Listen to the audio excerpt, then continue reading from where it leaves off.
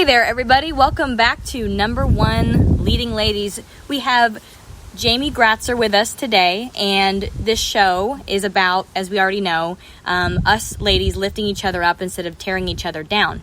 So she's an expert in accounting and numbers and things that I'm not, so it's always important to learn from other people. So I wanted to bring her on today, and my introduction will not do you justice. So Jamie, go ahead and introduce yourself. Great, thanks so much. Yes, I'm Finnen-Gratzer. I am managing partner of the Optimal Financial Group.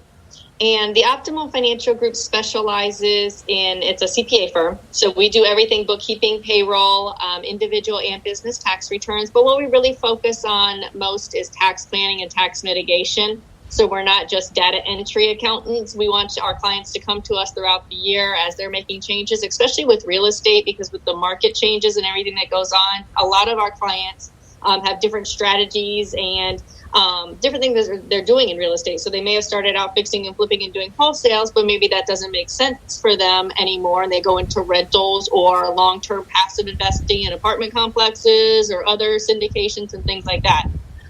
So we really want to know throughout the year what's going on with our clients. That way we can make sure that they're putting everything in the proper structure for their investments and making sure that there aren't any tax surprises at year end. A little bit more about myself. I started working with Optimal about 11 years ago. I was actually from Virginia and my ex-husband was Navy, so we moved around quite a bit. When we moved back to Virginia, I started working with Optimal Financial Group with my partner, Charles Dombeck. He had started the firm a couple years before that. We actually started out with dentists. We were involved with a coaching organization on the East Coast, and he went and spoke in front of dental consulting companies that preach basically on best tax favoring consequences for dentists. So that's kind of where we started with the company. And then I moved to Houston about 8 years ago and got involved with a real estate coaching consultant out of Austin. So my partner, Charlie, was actually supposed to do the speaking engagement at one of their events and was fly fishing in Nevada and hurt his knee. So I got a call 3 days before the speaking engagement, and I was terrified of public speaking. Got a call, and he said, "You have to go to Austin and do my presentation." And luckily, I went there, knocked it out of the park in front of about 300 people, and then we've just grown from there. So our clientele in the past 8 years has grown by about half, and probably 80% of our new clients are real estate related. I am also a real estate investor, pretty much being ex-military wife. Everywhere we moved, we bought a house, and then when we left, we turned it into a rental. So that's where my initial real estate experience started. And then as, you know, we don't really have any kind of retirement plans other than, you know, our real estate. That was our main goal in our retirement. We also have 4 kids. So our goal was to have one house for each of the kids when they're through college. They've got somewhere they can go if need be. So that's pretty much my background. We do have the office here in Houston, but we have clients nationwide. Obviously all over Texas. I go to Dallas, Austin, San Antonio often to do speaking engagements at WIZ and some of the events. So that is awesome. Wow. You do a lot more. See, I told you I couldn't do you justice. You do a lot more than I even imagined, which is great. So, again, for me using professionals, personally, I mean, people can do whatever they want, but I like to work with individuals who do what I do or have done what I do, like listening to advice from a stockbroker, for example, that's never traded stocks in their life. I'm like, nope. Not doing it. So that's right. That's you have to have a little bit of skin in the game yourself. Yeah, to be able to really say this is how it affected me and all that good stuff. Yeah, so that's, you know, thank you for introducing yourself. The first question I want to ask, if it's okay, so a lot of individuals think that being an entrepreneur and having your own business is like this pretty shiny thing, and you know, it's you have your own time and your own schedule and you must make a lot of money, and being an entrepreneur, you know what I mean? But reality is very different, you know what I mean? Whether it was, you know, taking out a HELOC on your house to fund your first business, or I've heard so many different stories on our show. When you were getting your business up and running, what were some of the challenges that you had to overcome to do it? Well, I was lucky because Charlie had actually started the business before I came in. But with him, he was kind of a one-man show when he was going around speaking, and his business grew very, very fast. So I actually started with him in August of, 2009, I believe. And I probably did, because most of the clients, like especially dentists, small businesses, real estate, a lot of clients that own their own businesses that aren't just W-2 employees can't stand taxes. They're not good record keepers. So a lot of them extend, right? So my first year, in 3 months of working with Optimal, I probably did 280 tax returns in a 3-month period. So it was crazy. And that was one of the challenges because he did grow so fast and didn't have the staffing to support it. But it was also a good thing because I showed my value and my worth, and now I'm managing partner. But recently, we purchased another firm here in Houston. So we just purchased that last October, and that was definitely a big learning curve for me. Neither of us had ever purchased a firm before. So we had to go through the SBA lending. That was a huge pain. Learned a ton, wouldn't want to do it again. But it actually makes it a good thing for me having going through that process, because of a lot of our clients right now are having to deal with the SBA to try to get these PPP and EIDL loans. So it's all good learning blocks as we go. Yeah. But everybody's like, oh, you work for yourself, you're the boss, you can take whatever time off you need. No, when we work for ourselves and it's our business and our baby, we tend to work a lot harder and a lot longer hours than a typical employee would. So that's one of the challenges, kind of balancing home life and work life and trying to grow the business. How have you been able to handle that challenge? I have an amazing husband. He helps out a ton. I don't know if I said it before, but I have 4 kids. So we homeschooling right now is very challenging. With 4 of them, they probably get on maybe an hour a day to do the schoolwork, which is not a lot, but it is like pulling teeth trying to get them to do it. Yeah. So it's definitely challenging, and then trying to learn the new math that they teach and everything else is challenging, but it's good. We're getting to know the kids a lot more, know how the teachers are teaching them when they're in school. So it's a good experience. Now, when your challenge of taking on a large influx of new clients, it's happened twice now, it sounds like. How did you handle that process, or getting over, it's probably a lot of overwhelm, and then what? You do. It's both. And we are very lucky in that word of mouth and referrals are so big for us as well. Social media is a huge change. If you're able to get out there and message people and talk to people on social media and make new connections and follow up on them, that's huge these days. But in terms of growing, the clientele grows big, and every tax season it seems so overwhelming. I'm sorry? How did you handle that growth? You get the growth, then what? It's hard because you get a lot of clients in, and then you feel understaffed, and then you hire more staff, and then there's not enough to do. So the growth part of it, I think, is just making sure that you have the right staff in place in the right positions, and then also continuing to market and grow so that as your staff grows, so does your clientele. Because in the long run, you want your bottom line to continue to grow. And if your bottom line is staying the same, but you're working more and you're growing in terms of a firm, but that bottom line's not changing, then there's an issue. Yeah. Now, what would you say are those key positions that you said that because some of us are in that, we're all in different stages. Some of us are in a stage where you're like, I'm only making this much, so I can't pay these people a salary, like the startup thing, you know what I mean? But then you start, for me, you start going at layers, right? And again, continuing to market is important. So I've gotten over that fear of the cost and all that stuff. But then what right butts in the right seats are critical at first, do you think? Obviously, management is a big one. You have to have the right management in place. And if that's just you for now, then as long as you know what you're doing and you're not scared of growth, that's probably the number one. You need a good backbone and support. So you need good office administration. If you're playing that hat too, then that works. But I couldn't do any of what I do without my office manager.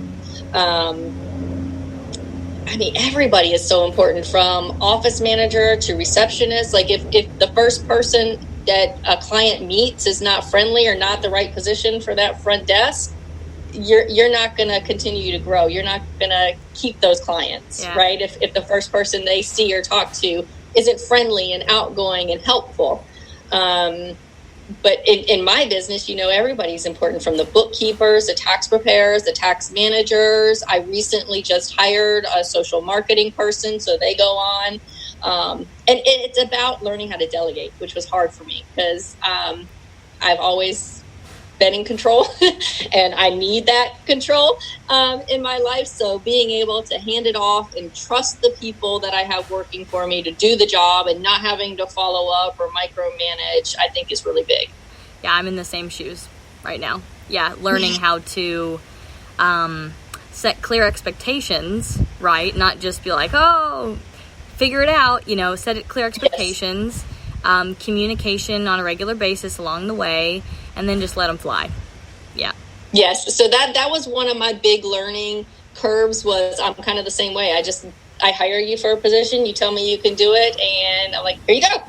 Do it. Make it happen. And that doesn't tend to work well. So I've definitely had to learn, like you said, setting clear expectations and making sure that they know what I expect and I know their limitations. Yeah. Now, so we kind of went over starting a business and growing a business and challenges that you'll have. And it's actually good that you're in a stage of growth, because a lot of the times people are like wanting to get started doing something, or they're just in that starting phase. So now you're kind of tackling for us. I don't think we've had someone on here that's now talking about that next phase of just like levels of scaling, you know what I mean? And how to deal with that. It's all different but important. What would you say has been your biggest lesson so far? And this is just like a general question, not necessarily just business. Biggest lesson so far is due diligence. I learned a lot when purchasing this other practice, and I thought I did my due diligence, but I was more trusting than I should have been. And I think that's really key in the real estate realm too, is making sure that you do your due diligence. Just because somebody tells you that something is on the up and up or worth whatever, you really have to make sure that you're crossing all your T's and dotting your I's and making sure that you're comfortable with everything before signing. True. Now, when it comes to checking those things, like I have to check people a lot, because for me in this business, it's about partners, it's about limited partners and investors and our staff, property managers, that like it's a third party, they come in. So for me, due diligence is on the people, really. How do you handle your due diligence, or how do you handle the checks on all these things? So on our end, it was through people too.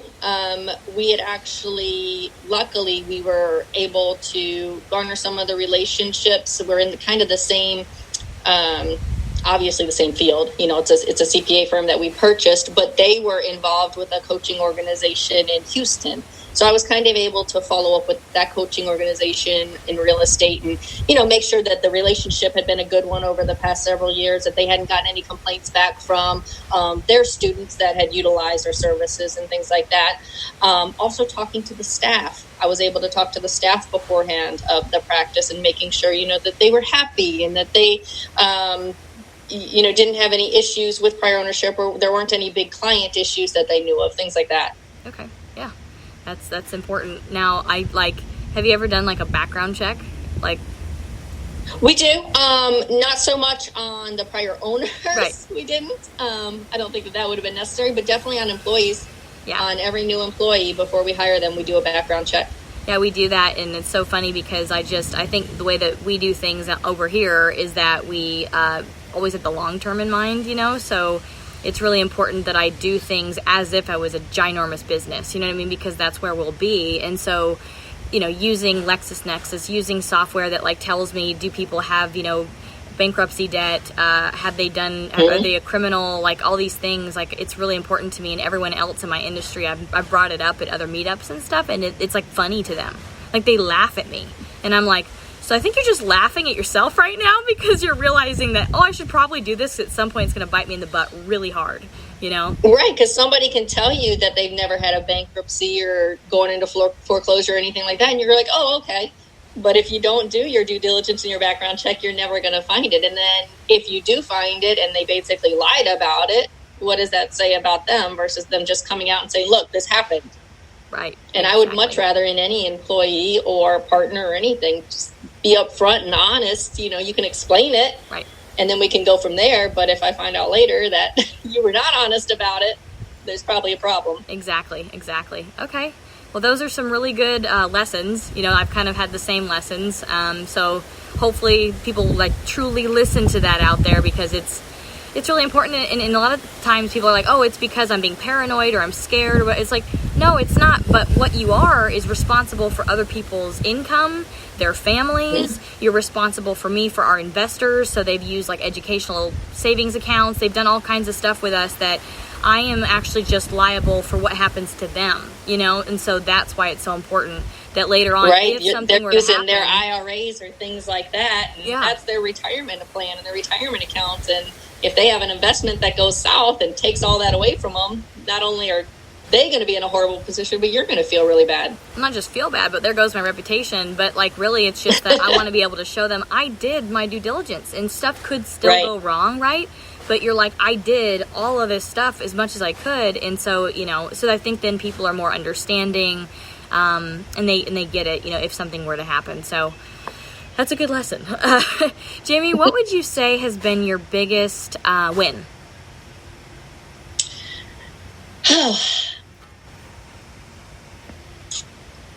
That's a hard one. My biggest win was probably kind of like I said earlier, when I got thrown into the public speaking in Austin and kind of went out there and crushed it. It showed me that I could get over my fears, and I do know what I'm talking about. and people not only like me but trust me. That's awesome. That's really awesome. Yeah, that's so important because again, this is a female only podcast. A lot of the things personally that I went through was a lot of self-limitation. One thing that Grant Cardone says is the things that hold us back are basically self-limitation and I forget the word for obscurity. When people don't know you. So it's you have that little guy in your head that's you're too young, you're not pretty enough, you don't know enough, whatever it is. And then, the other side of the coin where people just don't know you yet, So that was tackling both those things at the same time, right? Right. So the big audience, people know who you are, and then, the self-doubt thing, just crushing it at the same time. So that's awesome. And I would say that to anyone out there that's listening, I've self-sabotaged myself a couple of times, not with public speaking. I've learned to kind of get over that. Even if I'm scared, I just say yes and then deal with it later, But when it comes to my first job that I was ever really killing it at, being a sales rep, I'm the perfect salesperson or whatever.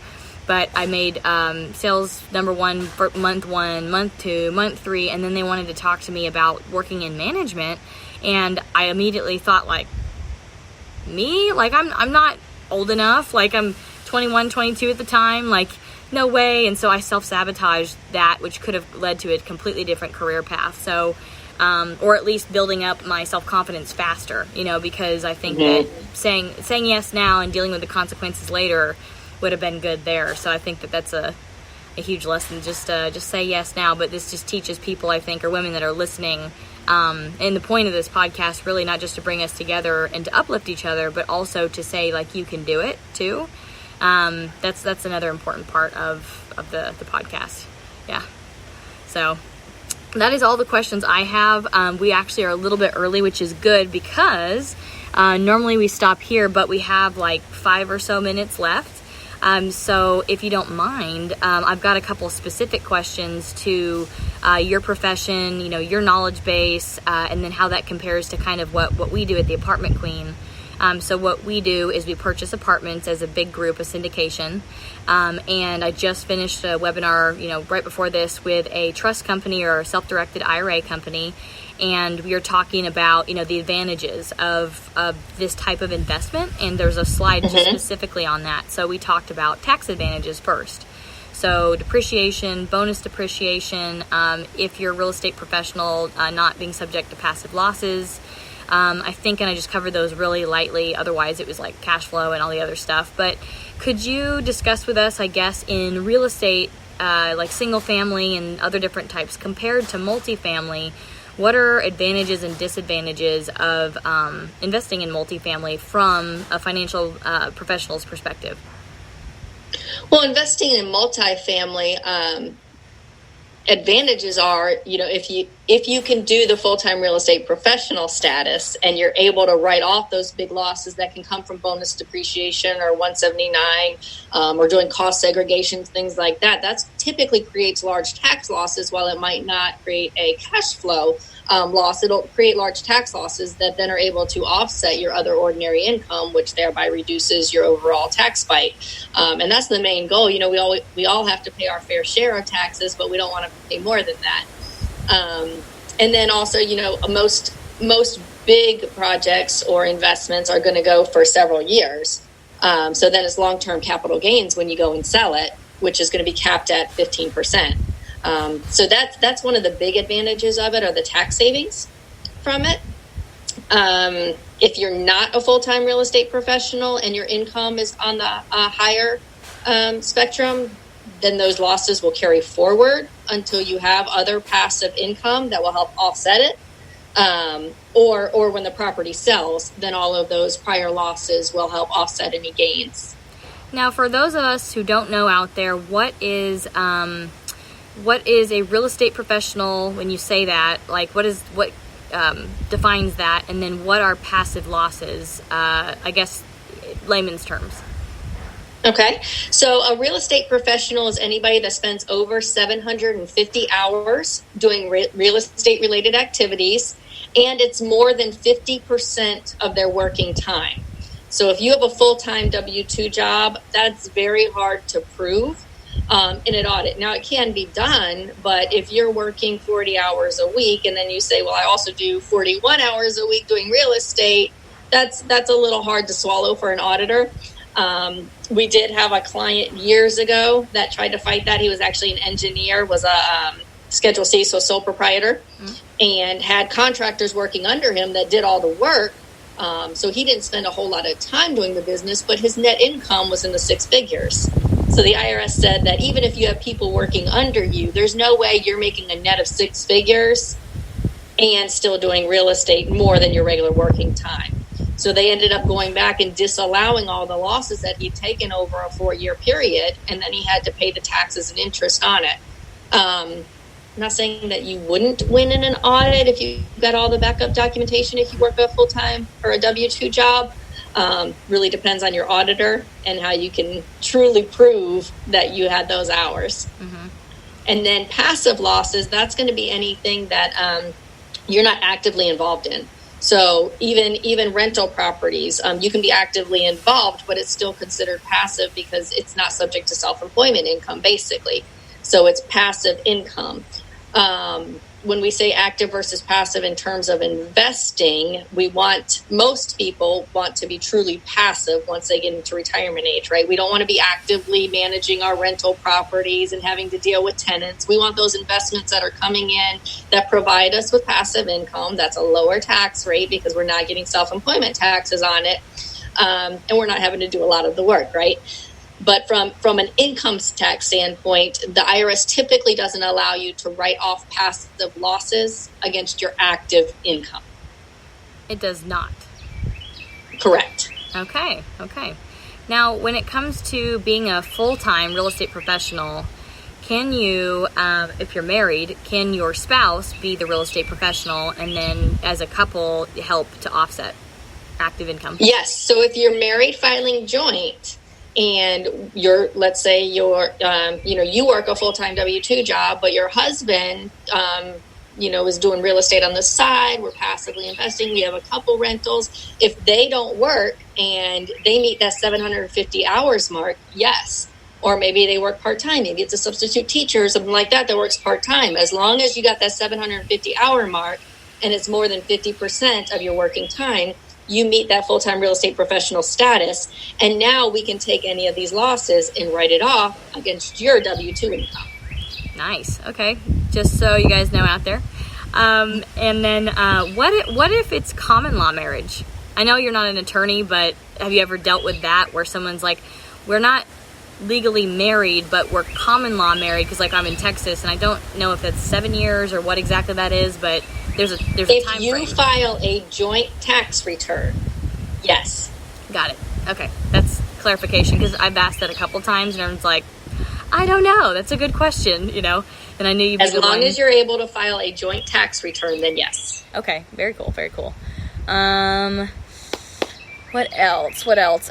Okay. So this is a question I've never asked anyone before, but I've been curious about this lately. What if you are invested in real estate and you're in a partnership as an LP, limited partner, or an active partner, so you obviously have these certain tax benefits from doing that, and then your spouse, would get some of them. What happens if the original investor, or essentially invested couple, if like one of them dies, and they file jointly, or what happens tax wise to us as a sponsoring group, and then to their spouse? So as the sponsoring group, I think it really depends on if they're in a community property state and what their will would say. So if only one of them invested into your syndication and that person died, it would depend on what state they're in, if it's community property, and then what their will in a state is, basically, and how that would flow through on their personal side. In terms of whether it would be tax deductible on their end, the year that they die, you still file married filing joint. Okay. So any benefits that you would have had, you still have. The next year you file as a widower. So I believe you still get the benefits. And then after that, you're either head of household or single. And there's something else I just learned too, and I hate, everyone hates talking about death, but you know what I mean? Like when your time comes, it happens, and for people that are maybe going through it, everyone is in a different stage of life, right? But I was just thinking about that, right? And then the reason I thought about that was because I was at a big conference recently, and there's an attorney that taught me that what we can do is if somebody is widowed, or even divorced, but if they're widowed, especially in that situation, and their spouse had a lot of IRA accounts or accounts that were either with an active employer or they weren't active anymore, and it's basically in their name from a previous employer, whatnot, that I forget the name of the ruling, but this attorney can essentially have the existing or living spouse or have them move those accounts over to them. And they can use them then at that point if they want into, a real estate project or something that becomes an investment, giving them cash flow. So all of those, I believe, once they're deceased, it depends on how the form documents were set up. But typically the beneficiary is normally the spouse. If the beneficiary is the spouse, then it's or if it's the kid, then it's an inherited IRA. Yeah. But either way, those can be moved over into a self-directed IRA or 401k, depending on what kind of plan it was set up as. But those can be moved over into a self-directed and then utilized for real estate investing. Cool. Okay, cool. Just that. And then what was I going to say? What would be, as we end our session, what would be the number one tax tip that you would say? Like, for example, you can't just do stuff, or you can't tax plan when you're about to pay taxes. You know what I mean? You have to get prepared the year ahead of time. Number one thing for taxes, remember that taxes are controllable. It's not, the government says you have to pay this, so you have to pay it. It is controllable. There are things that you can do to minimize your tax bite. And the second thing is that's always done through planning. So plan throughout the year. Get a tax professional that really focuses on tax planning, that focuses on tax mitigation, that knows entities and the different formations, knows what's best from a LLC or a C Corp or an S Corporation, and really takes a look at your individual situation to see which entities are going to be best. I see a lot of cookie cutter companies that, offer the same basically roadmap for everybody they talk to and don't really get to know the client. So I think that that's really important. Just because your neighbor or your business partner did this or set themselves up this way doesn't mean that that's the best for you. So it's really about planning for your individual situations. Yeah, I agree. Because I was actually surprised this year where I had to pay tax, and I'm like, all I do is real estate. All I do is active real estate, So I'm like, I have a residential brokerage, plus I do apartment syndications. I own a couple of passive house notes. I have a single family rental. Someone's about to get me into a development deal, but so kind of all over the place. But I was surprised. I was like, what? Really? Like, we had tons of losses from these ones. And then, anyway, so I've talked to my professional and said, all right, so what do we need to do so I pay no taxes next year? Like, I don't want to pay crap. And they're like, well, we need to have a tax planning session, a sit down. So I guess going from there, if somebody that's listening today wants to contact you, Jamie, about getting prepared to meet their goals, for tax planning, how can they get a hold of you? They can call the office. The office number is 281-288-9982. Or they can email me. My email's kind of long. It's Jamie, Jamie, at the optimal, OPTIMAL, financialgroup.com. Okay, very cool. And again, if they have specific questions for you personally, not necessarily tax related, which is the best way to contact you? Email. Email is probably the best way. That's going to provide the quickest response, especially now since the tax deadline's been extended to July 15th. We're going to be busy for the next couple months. Crazy. I know, everything's nuts right now. Okay.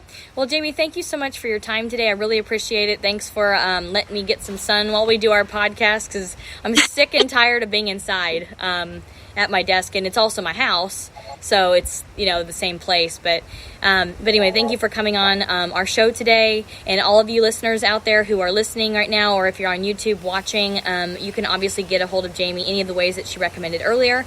And I will see everybody again next week on Number One Leading Ladies. Thank you. Thank you.